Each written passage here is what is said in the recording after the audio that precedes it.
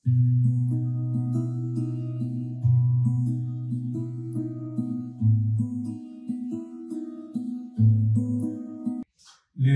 प्रयास YouTube channel पर आपका स्वागत है, आपका अभिनंदन है।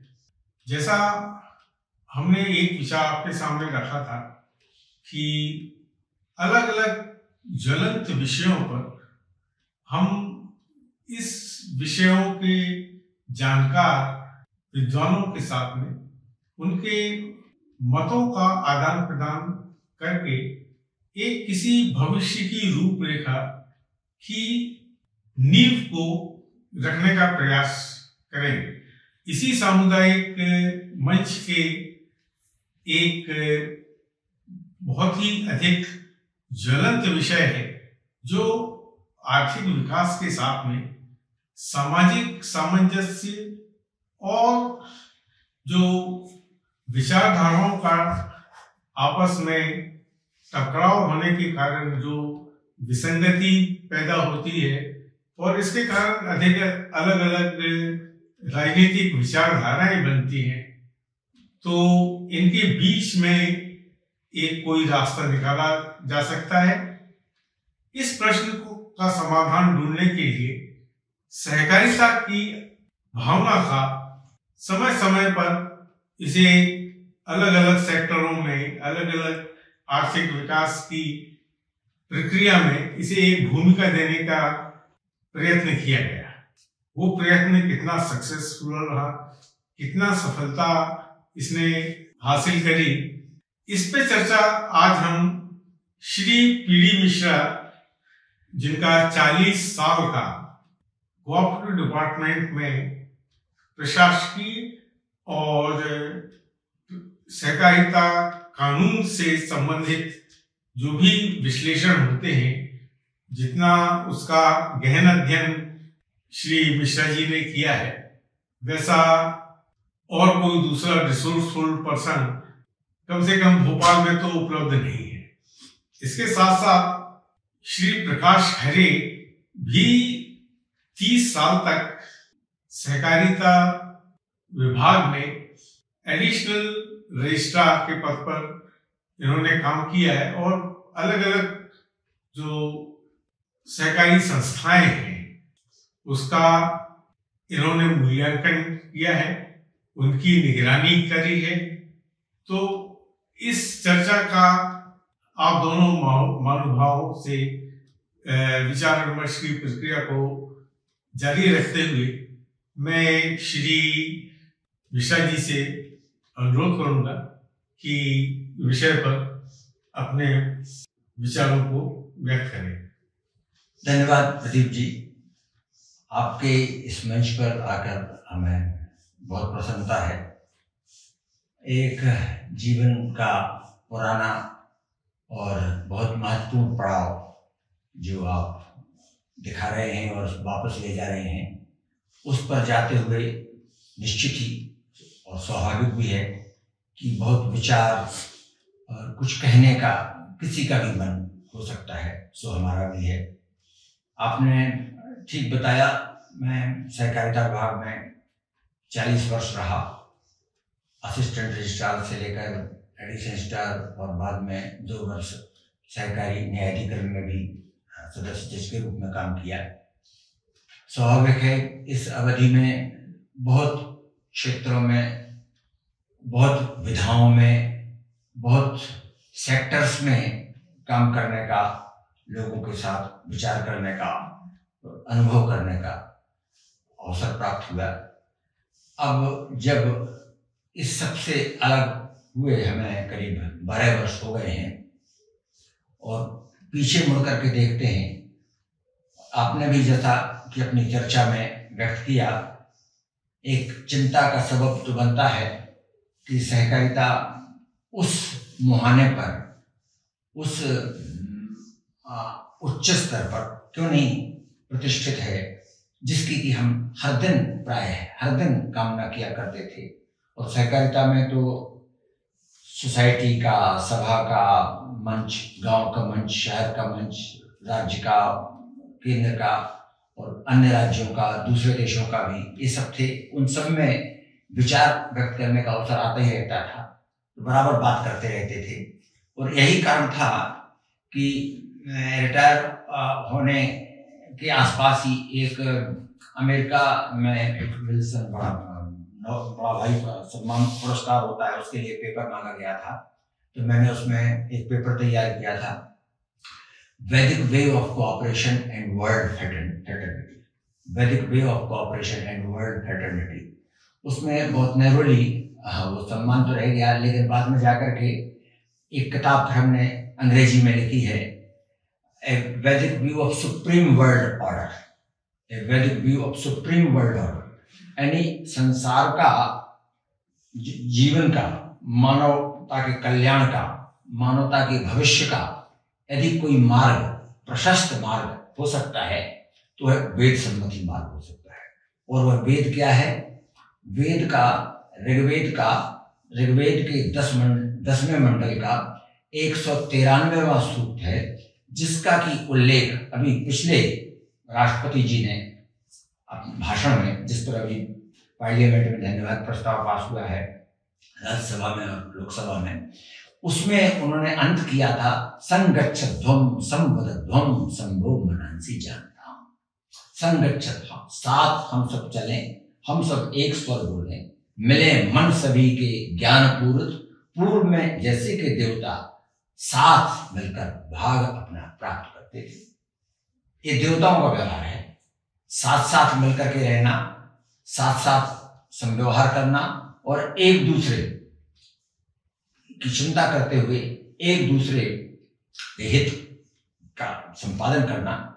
गीता में भी 4थे अध्याय में भगवान ने यही कहा कि प्रजापति ने जब संसार को बना दिया तो उस समय उन्होंने देवताओं और मनुष्यों को उनकी भूमिकाओं का स्मरण कराया, और उसमें उन्होंने कहा कि आप जब यज्ञ करेंगे मनुष्य, तो उसकी आहुतियां देवताओं को पहुंचेंगी और उन आहुतियों से देवता प्रसन्न होकर के जल की वृष्टि करेंगे। एवं प्रवर्तितम चक्रम, और इस तरह उच्च कोटि के आदान और प्रदान का ऐसा चक्र स्थापित होगा कि जिसमें श्रेयो परम वाप्नुयात्, कि आप परम श्रेय के भागीदार बने, परम श्रेय को प्राप्त करेंगे। तो समन्वय और सहयोग तथा संगत, साथ साथ चलने का यह जो मार्ग है वह सहकारिता बताती है, और ये कभी छोड़ा ही नहीं जा सकता। ये सिद्धांत ऐसा अमिट है, ऐसा अमिट लेख है कि जिसको कोई भी आंदोलन, कोई भी तूफान, कोई भी क्रांति और कोई भी हिंसा के ऐसे दौर जिनका कि हम वर्तमान में भी सामना कर रहे हैं, उसको समाप्त नहीं कर सकते, क्योंकि मूलभूत मानव की प्रकृति है वह बंधुत्व की है, विश्व बंधुत्व की है और सहयोग की है। इसमें इसी भूमिका को लेकर के हम सब जानते हैं कि हमारे यहाँ सहकारिता आंदोलन चला, और इसे मध्य मार्ग मान करके पूंजीवाद और साम्यवाद, इन दो विपरीत धाराओं में इसे मध्य मार्ग मान करके हमारे देश में इसे स्वीकृत किया गया। 1904 में हमारा पहला एक्ट बना, और ये हमारे पास इन सब का बड़ा अच्छा लेखा जोखा है। पूर्व में हमारे जो गवर्नर थे बलराम जाखड़ जी, और बड़े अच्छे सहकारिता के नेता थे, और उन्होंने यहाँ से निवृत्त होकर राज्यपाल से वहाँ दिल्ली में एक किताब लिखी, और उस किताब में उन्होंने एक लेख हमसे भी मांगा था, उस लेख को उनको भेजा था। उसमें उन्होंने ये कहा था, एक बड़ी महत्वपूर्ण प्रश्न हमारे लिए भी कहा था, इस विषय पर आप लिखिए कि सहकारिता में वह कौन सी न्यूनताएं हैं और कौन सी विशेषताएं हैं जो सहकारिता को अंततः विजेता बनाती हैं। सहकारिता को अंततः यह इस बात के प्रति आश्वस्त करती हैं कि सहकारिता कभी समाप्त नहीं होने वाली है।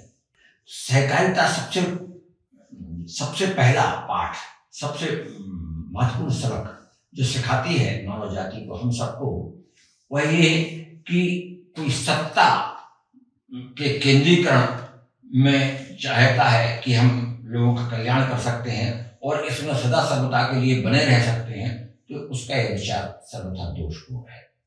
सब मेरा आपसे प्रश्न ये है कि जैसा आपने अपने विचारों में व्यक्त किया कि वैदिक काल से लेके गीता में ये आदर्श जो है स्थापित है और ये एक अंतिम सत्य है, मगर इस सत्य को हम अपने जो आर्थिक विकास की प्रक्रिया है उसमें उचित स्थान क्यों नहीं दे पाए? इसके पीछे कुछ कारण होंगे। इसके पीछे हमारे जो भी योजनाएं बनी है सहकारिता के विकास की, कहीं ना कुछ कमियां रही होंगी कि हम उस मानव मूल प्रवृत्ति के अनुकूल सहकारिता संस्थाओं का विकास नहीं कर पाए। हाँ, ये है प्रश्न और एक ज्वलंत प्रश्न है। उस समय भी था, आज भी जैसे है, और इसको एक स्थायी सत्य, एक स्थायी भाव मान लिया और बड़ी फेमस जो हमारे यहाँ कथा वाक्य चलता है, सूत्र चलता है कि cooperation has failed but it must succeed. यानी ये हम आशा को कभी टूटने नहीं देना चाहते रहे हैं और इसीलिए यह सहकारिता का एक स्वरूप हमारे देश में बना। सरकार ने भारी योग दिया, सरकार ने भारी प्रोत्साहन दिया, अपनी योजनाओं को भी इसमें खपाया, लेकिन आज जो आप कह रहे हैं हम भी निराश हैं और जो परिदृश्य आज हमारे सामने है वह एकदम चिंताजनक लगता है और इसका आर्थिक विकास के एक सशक्त आधार के रूप में इसे स्वीकार करना हमको भी कठिन जाता है। मुझे याद आता है कि उन दिनों जब लिबरलाइजेशन का दौर चल रहा था हमारे देश में और दुनिया में 90 के दशक में, तो 95-96 के आसपास एक टीम आई हुई थी वर्ल्ड बैंक की और उसमें उन्होंने कहा था कि आपको इसको अपने एक्ट को जो इतने स्ट्रिंजेंट इसके प्रोविजंस हैं इनको आपको लिबरलाइज करना चाहिए। लिबरलाइज आप वैसे करिए जैसे इंडस्ट्रीज, जैसे कॉर्पोरेट बॉडीज काम करती हैं, तो आप जब वैसा करेंगे, लिबरलाइज करेंगे, तब उनके एट पार स्थित होकर के आपकी सहकारी संस्थाएं भी उनकी बराबरी में, उनकी कंपटीशन में, उनकी प्रतिस्पर्धा में खड़ी हो सकेंगी और काम करेंगी। इन सब विचारों को ही ध्यान में रखते हुए उन दिनों देश के 8 राज्यों में रिलायंस कोऑपरेटिव एक्ट बने और यहाँ मध्य प्रदेश में स्वायत्त सहकारिता अधिनियम बना, उसकी कमेटी बनी, उसकी ड्राफ्टिंग बहुत कुछ भाग हमने किया और सब लोगों से निरंतर, और मंत्री तो बदलते रहे, सचिव भी बदलते गए, लेकिन मैं उसमें स्थायी रहा और ये बाद में जाकर के 1999 में, जुलाई 1999 में मध्य प्रदेश स्वायत्त सहकारिता अधिनियम बना। इसको लेकर के देश के लगभग सभी राज्यों में हमें जाने का अवसर मिला, लोगों ने बुलाया और भी राज्यों ने एक्ट बनाए। तो इसमें दर्शन इसका ये था कि हमको केंद्रीकरण से बचाना है, प्रजातंत्र की रक्षा करनी है, लोगों को अधिक से अधिक विकास के अवसर मिले और साथ ही सेल्फ एक्सप्रेशंस भी उनको मिले। दूसरे सर्विसेज नीड हैं, क्योंकि 2 कारणों से सहकारिता बनती है और 2 उसके आधार होने चाहिए। एक तो it has to be need based, आवश्यकता से उत्पन्न होगा, need based on the part of the individual and service based on the part of the society. So these 2 angles, these 2 छोर जो हैं मेंबर के और सोसाइटी के, वो एक दूसरे को हमेशा एक निकट लाते रहेंगे और उनकी परस्पर निर्भरता बनी रहेगी और ये इस तरह से प्रॉस्पर करेंगे। लेकिन इसमें जो हस्तक्षेप की स्थितियां बनती हैं और एक निरंतरता नहीं बन पाई। उदाहरण के लिए प्रकाश को पता होगा, भारत सरकार ने केंद्रीय सहकारी नीति बनाई थी और 2000 के आसपास, शायद थी 2002 के आसपास, और वहां से बनी। और यहाँ मध्य प्रदेश की भी सहकारी नीति हमने तुरंत अपनी ड्राफ्ट करके सरकार को भेजी, लेकिन अब 6 रजिस्ट्रार बदले, 6 सेक्रेटरी बदले, 6 प्रिंसिपल सेक्रेटरी बदले, 6 मंत्री बदले, और कहाँ वो चली गई, तो कोई नीति ही नहीं बन पाई अपने। और शायद अभी भी कुछ समय पहले संयोगी रिटायरमेंट के बाद भी कुछ इस पर बात हो रही थी, तो फिर वो चला था, फिर सिलसिला शायद समाप्त हो गया है। तो इसमें हैं जो विकास के स्तर होने चाहिए, विकास के दिशाएं होने चाहिए, डायरेक्शंस होने चाहिए, और नीति की स्थिरता होनी चाहिए। तो उसमें अवरोध आते रहते हैं। अब इसके लिए शायद प्रजातंत्र का ये तकाजा बनता है। तो ठीक वैसे ही जैसे एक पार्टी राज्य नहीं कर सकती, एक प्रधानमंत्री नहीं रह सकता, एक मुख्यमंत्री नहीं रह सकता, वैसे ही एक नीति, एक डायरेक्शन नहीं रह सकता। लेकिन काल जो है, समय है प्रकाश, तो समय सबसे बड़ी सत्ता है। और इसीलिए हम लोग तो उस प्रदेश के हैं जहां महाकाल की सत्ता हम स्वीकार करते हैं।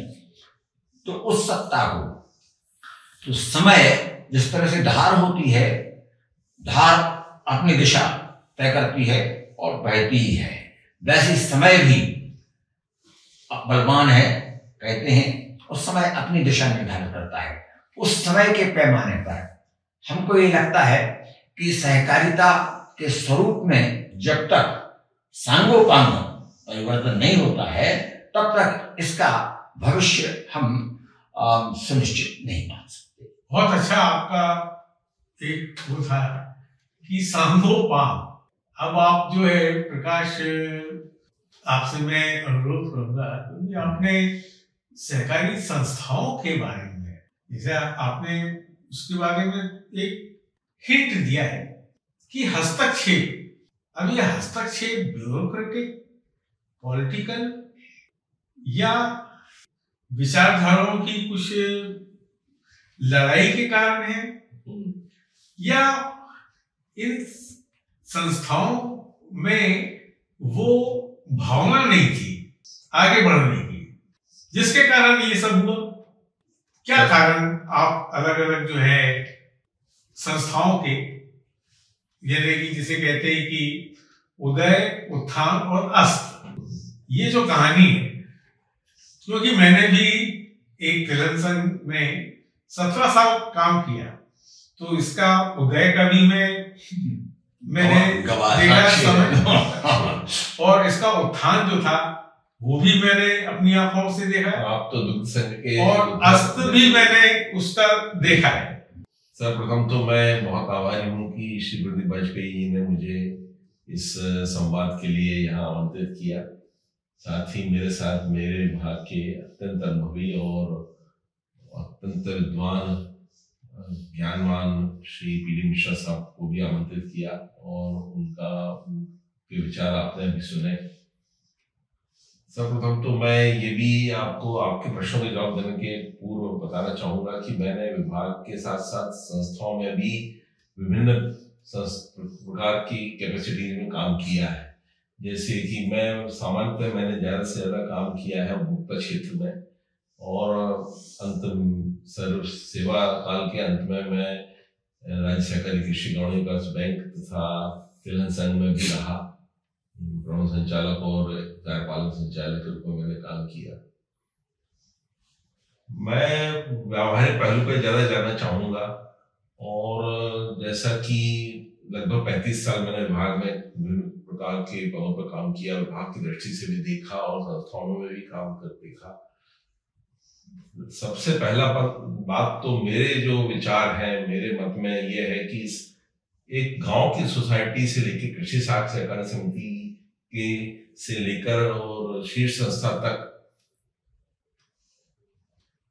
अपनापन, सदस्यों की भागीदारी बहुत न्यूनतम है।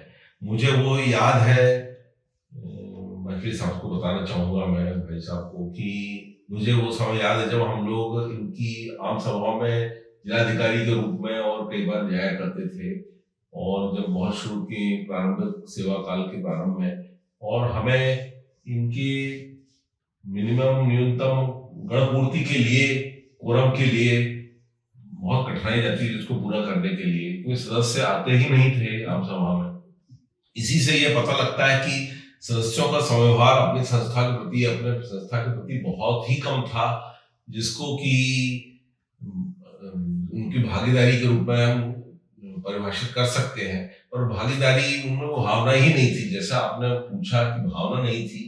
ये तो सही है कि मध्य प्रदेश में, हमारे राज्य में सहकारी संस्थाओं और उनके सदस्यों के बीच में समव्यवहार और अपनेपन की भावना की बहुत अभाव है।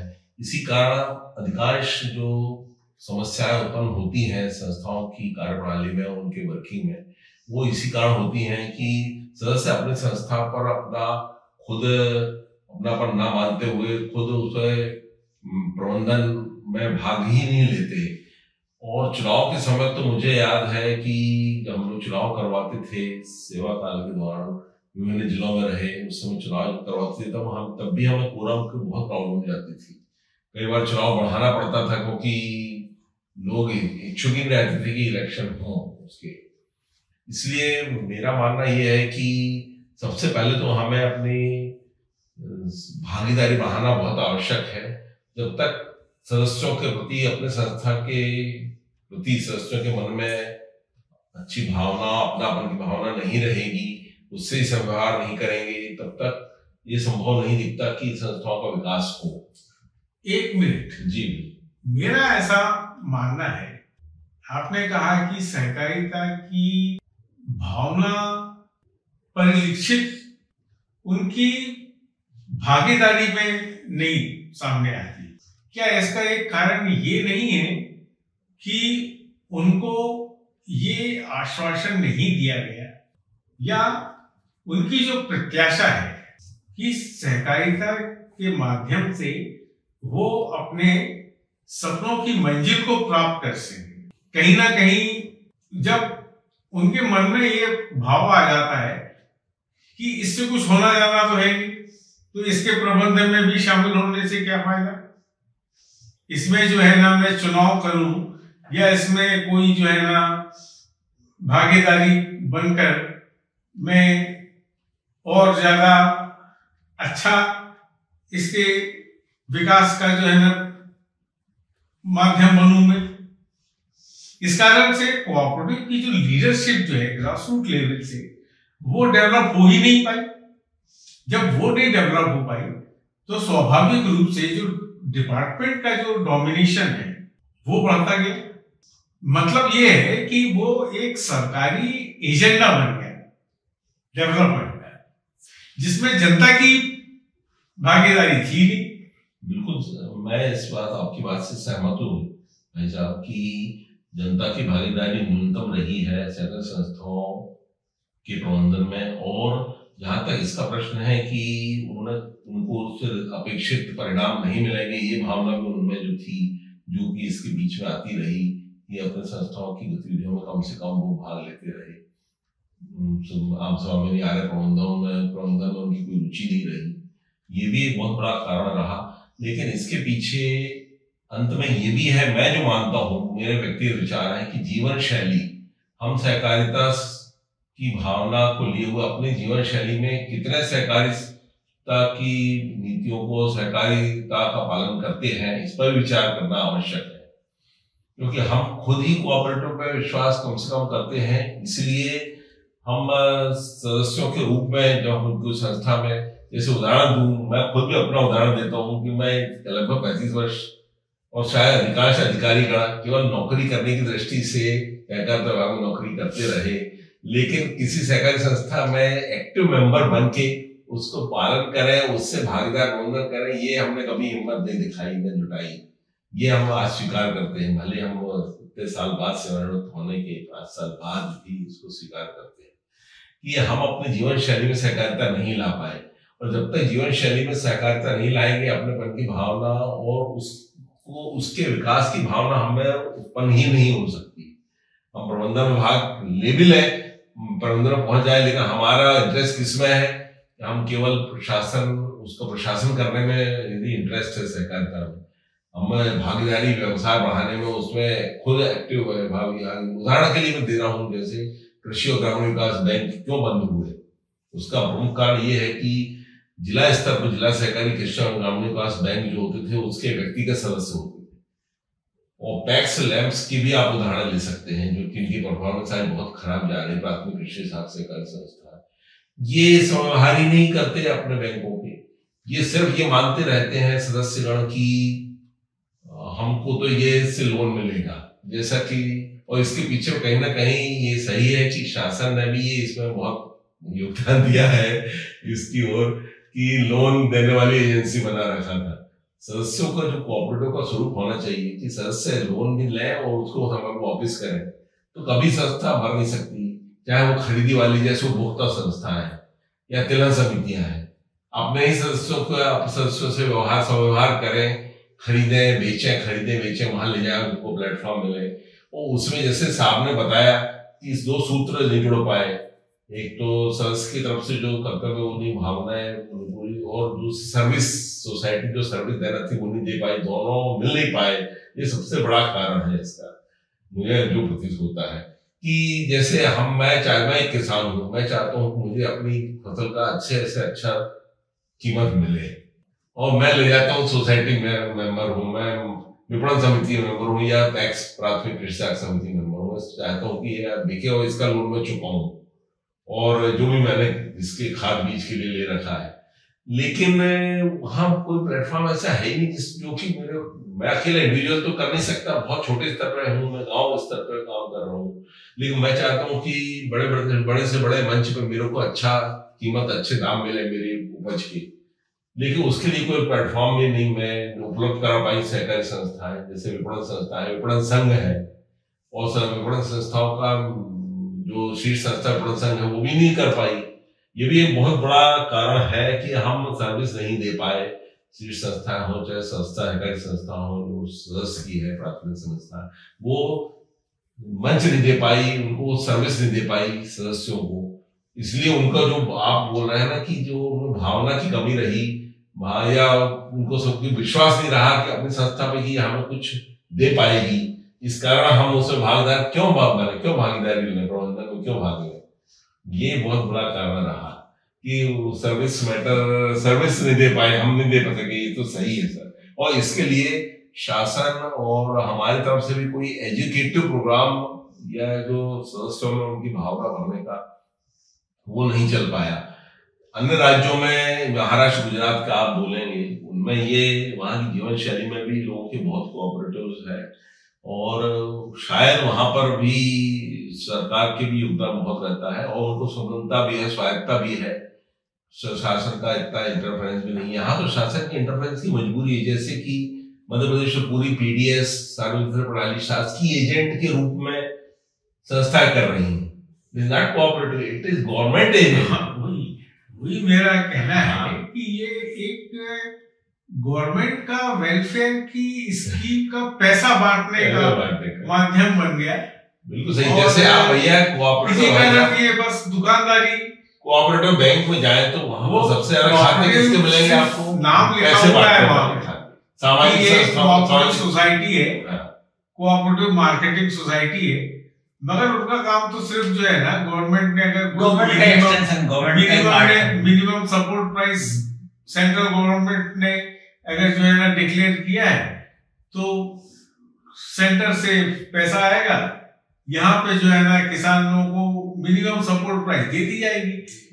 मिनिमम सपोर्ट प्राइस से ऊपर अगर हमको उनको वेलफेयर देना है तब तो किसान उसमें इंटरेस्ट लेंगे। बिल्कुल सही।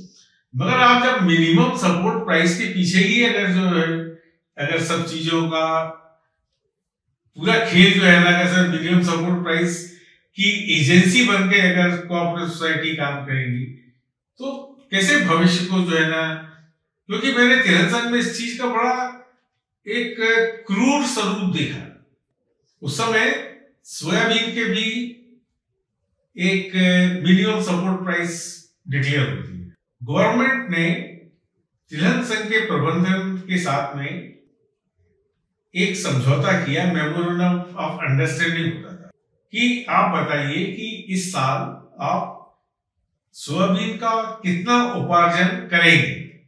अब ये हमारे मैनेजिंग डायरेक्टर की सीआर में लिखा जाने वाला था कि आपने जो मेमोरेंडम में साइन किया है, जितनी क्वांटिटी आपने स्पेसिफाई की है, उतना आपने किया कि नहीं किया। तो नतीजा क्या हुआ कि हमारे जो मैनेजिंग डायरेक्टर साहब थे, उन्होंने कहा यार देखो बात यह है कि शासन कह रहा है कि इतना आपको प्रोक्योरमेंट करना ही है, और मैंने अपना सिग्नेचर से वो मेमोरेंडम ऑफ अंडरस्टैंडिंग साइन कर दिया। अब वो हुआ क्या, उस समय जो है ना बारिश पड़ गई, सोयाबीन बाहर पड़ा हुआ था, दागी पड़ गया, उसमें क्वालिटी जो है ना खराब हो गई, गीला हो गया।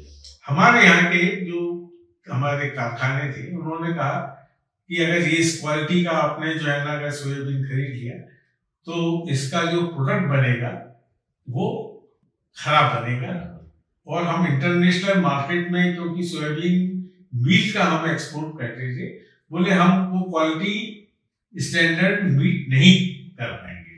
ये दुविधा की स्थिति बन गई कि एक तरफ गवर्नमेंट कह रही है कि खरीदो, अगर किसानों का सोयाबीन खराब हो गया है तो शासन का ये दायित्व है कि किसानों को कोई नुकसान नहीं होना चाहिए। यानी वहां पर वेलफेयर की बात आ गई। ये बात जब मैनेजिंग डायरेक्टर ने बताया कि साहब इसमें नुकसान हो जाएगा, हमको उन्होंने कहा कि ठीक है, हम आपको कंपनसेट कर देंगे। और जब मैनेजिंग डायरेक्टर ने कहा कि यार ऐसी बात है, अब तो आपको प्रोक्योरमेंट करना ही पड़ेगा, जब गवर्नमेंट कह रही है कि साहब जो है ना हम आपको कंपनसेट कर देंगे, फिर वही धनाधन, चाहे वो सड़ा हो या दागी हो, आपको सोसाइटियों को इंस्ट्रक्शन चले गए, भाई प्रोक्योरमेंट धनाधन चलेगा। हुआ नतीजा ये कि खूब जो है प्रोक्योरमेंट हमने अपना टारगेट पूरा कर दिया। मैनेजिंग डायरेक्टर साहब बहुत खुश हो गए कि मैंने जो एमओयू किया था उसकी लिमिट से भी मैंने ज्यादा प्रोक्योरमेंट करी, क्योंकि सारा सामान कौन खरीदता, सारे किसानों ने अपना उपज सोयाबीन का वो डंप कर दिया हमारी सोसाइटियों में, तो टारगेट से भी ऊपर चले गए।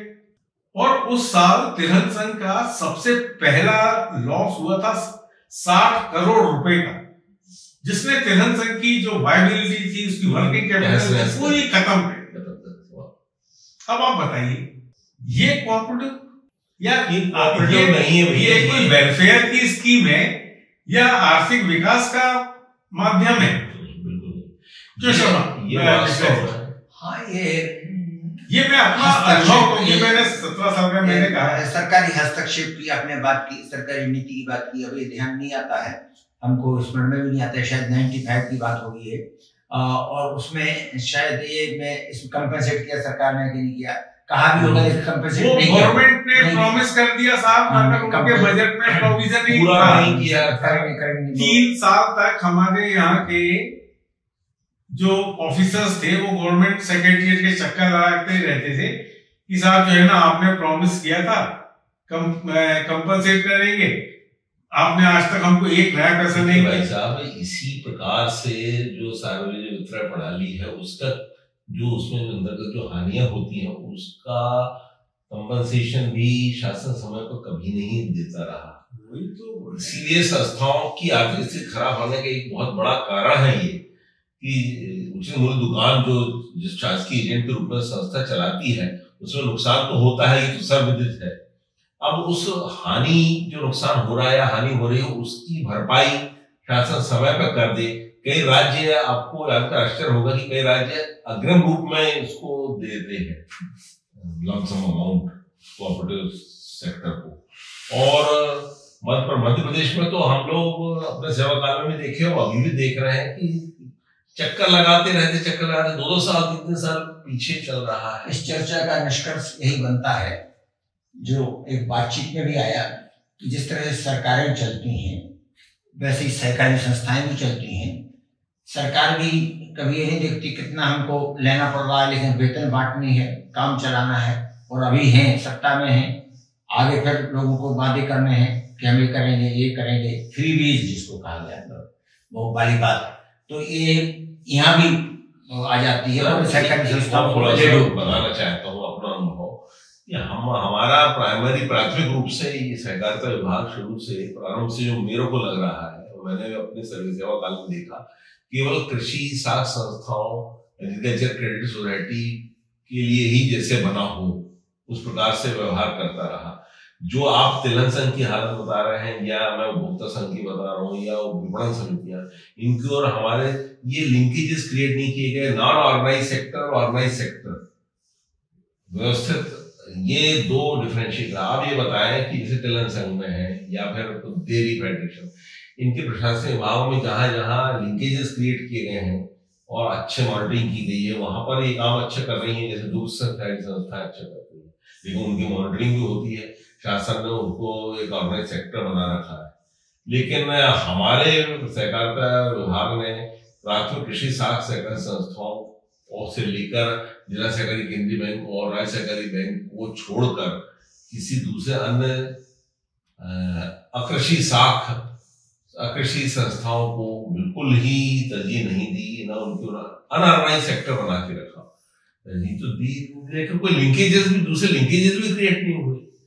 जैसे मैं उपभोक्ता संघ को उदाहरण दूं कि उपभोक्ता संघ में प्राथमिक उपभोक्ता भंडार होते हैं, यदि वो अपना संवहार जिला उपभोक्ता भंडार और जिला उपभोक्ता भंडार राज्य सहकारी उपभोक्ता संघ से करें तो कभी उनको व्यवसाय की कमी हो ही नहीं सकती। लेकिन ऐसा नहीं हुआ, लिंकेजेस कहीं नहीं है। विपणन संघ तो उपभोक्ता संघ अपने एम्प्लॉइज का खर्चा निकालने के लिए काम कर रहे हैं, अपना धंधा स्वयं कर रहे हैं, पैरेलल धंधा कर रहे हैं, समानांतर धंधा कर रहे हैं।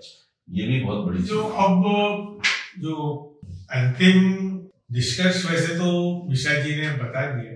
मैं सर बस एक चीज जो जाते जाते प्रकाश ने बात करी कि ना तो फॉरवर्ड लिंकेजेस डेवलप की गई सहकारिता के माध्यम से और ना बैकवर्ड, यानी एक तरफ ना किसानों को उनकी उपज के उचित मूल्य के साथ कुछ मूल्य संवर्धन की, वैल्यू एडिशन की बात की जाए, ये बैकवर्ड लिंकेजेस, और वो जो मूल्य संवर्धित उनकी उपज है उनकी मार्केटिंग अंतरराष्ट्रीय स्तर पर, राष्ट्रीय स्तर पर, ये भी इसका विकास भी हमारी सहकारी संस्थाएं करने में असमर्थ हैं।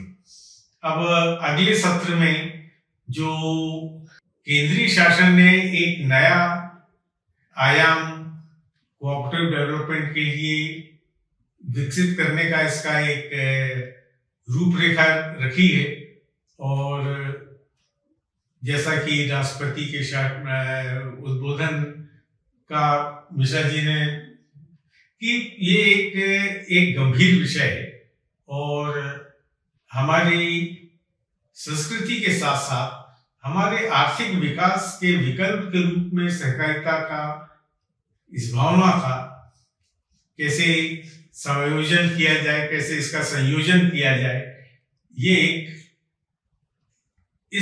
विषय हमारी अगली चर्चा का विषय रहेगा। तब तक के लिए आप लोग आए, आपका धन्यवाद और सहयोग बनाए रखिए, सहयोग की भावना। समर्पित सहकारी कार्यकर्ता ये सहकारी परिवार और सहकारिता जीवन का भाग जिनका रही हो तो वो तो सदा सदा के लिए प्रस्तुत है। बहुत बहुत धन्यवाद। जब भी आप बुलाएंगे तब हम आएंगे। धन्यवाद।